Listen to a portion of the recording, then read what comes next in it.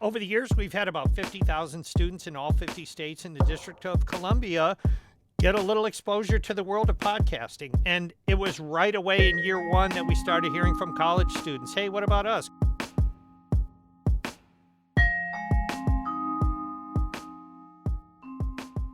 Hi there, it's WAMC News Director Ian Pickus. And on this episode of the WAMC News Podcast, we learn about NPR's College Podcast Challenge. As someone who has spent the past decade working with college students on how to do, well, this, let me start with what I know is the most important information. The deadline is January 5th. The project is NPR's College Podcast Challenge, which is back with a $5,000 grand prize for this year's winners. It's a chance for college students around the country to give all of us a window into their worlds in this medium we all love so much. Joining me now to break it down are NPR's Janet Woojeong Lee and Steve Drummond. Thank you for being here. Thanks, Ian. Thanks for having us. So for people who have missed the past iterations of the podcast challenge, exactly what is it? Let me start off and just say, we started this contest 5 years ago, and we started it with students in the earlier grades 5 through 12. Over the years, we've had about 50,000 students in all 50 states in the District of Columbia get a little exposure to the world of podcasting. And it was right away in year one that we started hearing from college students, hey, what about us? Can we do something there? So 3 years ago, or this is our third year now of having a college contest. And Janet, maybe you want to talk a little bit about some of the details? So this year we opened our college contest in the fall, and it's going to be open all the way through the fall semester, like you just mentioned. So students can submit anytime now up till January 5th. So they have the whole semester, the winter breaks, and the holidays. And two things to keep in mind. One, we always tell students to make a podcast about any topic they're passionate about. So truly, this can be a personal story, a reported story, an investigative story, local news story, anything you'd like. And a second rule that I really want to emphasize to all the students out there, your podcast has to be between 3 and 8 minutes. And if not, it will be disqualified. So please make sure that whatever story you're sharing with us is between 3 and 8 minutes. I don't envy you having to listen to all the submissions, but what are you looking for in a successful podcast? Well, we've kind of probably the same things Janet and I look for in our day jobs. We're looking for reporters or storytellers who are passionate about what they're bringing to us, who have enthusiasm and excitement. We look for great writing. And of course, as you well know, Ian, we look for great sound. We're hoping that our student podcasters will take us somewhere cool and share with us, their thoughts and sounds and stories from, wherever they are. And we've had a lot of good luck with that. Either of you can take this one, but in past contests, have you noticed any themes among the submissions, particular issues that young people were interested in talking about and reporting on?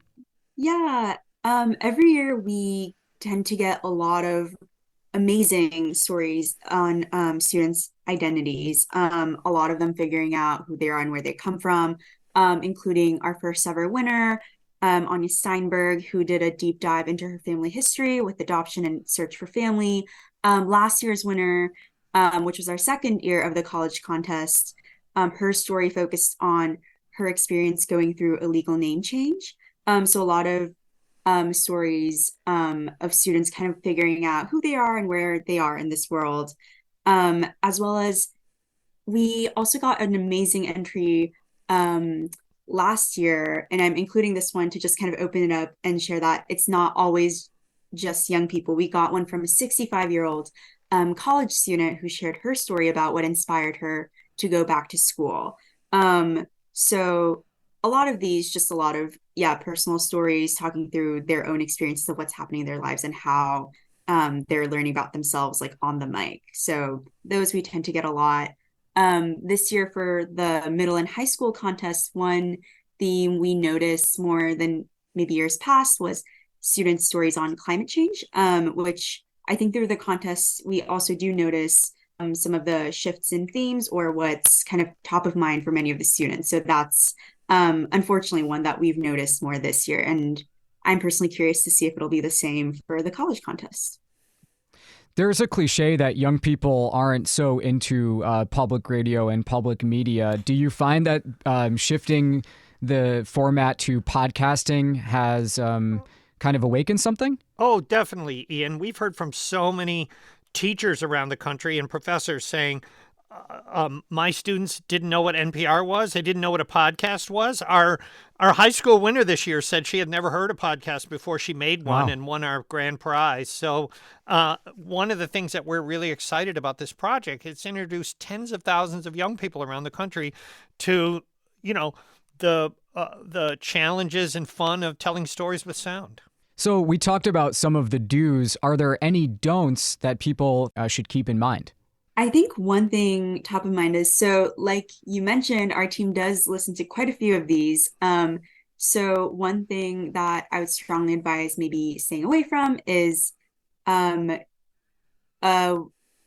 intro that is I guess like to have a strong intro, or an intro that doesn't get straight into what your story is. So very often we get a lot of amazing podcasts that unfortunately start with a really long music tail. Like we hear music for 15 seconds and may not get to what amazing story you have to tell immediately, or a really long introduction from students with sort of the common podcast intro of, hey, like, welcome to my podcast, I'm this person, and a really long like self intro before we get to the meat of things. So I would just be mindful of what we hear at the top of your podcast. Janet, you should talk about music too. That's probably the biggest reason we have to disqualify podcasts, I think, right? Oh, yes, that's a big one. Thank you. So due to copyright, your podcast cannot include copyrighted music. So please look into any sort of rights-free music. We've also many times students have their friends play original music for their podcast, which is also really fun to listen to.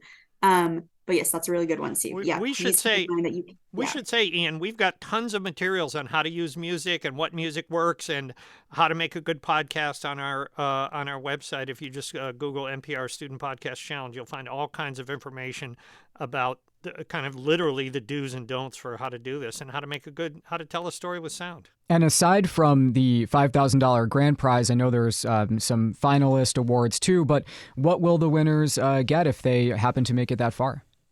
Yeah, so the winner receives the $5,000 prize, like you mentioned. Also, our team will come to you wherever you are to report on your story, and you will hear your podcast and story on NPR's news magazines like Morning Edition or All Things Considered. We've also, in past years, shared their stories on multiple NPR podcasts like Code Switch, Up First, or Shortwave, as well as our socials. So really an opportunity to share whatever's on your heart and with a wider audience. Well, I want to thank you both, Janet and Steve, for joining us to outline the NPR College Podcast Challenge, and we'll be hearing more about it in the coming weeks and months right here on these airwaves on WAMC. Again, the deadline for entry, you Northeast College students, is January 5th. Thank you both so much for taking the time to speak with us. Hey, thanks for talking with us. Thank you. Okay, that does it for this episode of the WAMC News Podcast. Thanks so much for listening. Until next time, I'm Ian Pickus.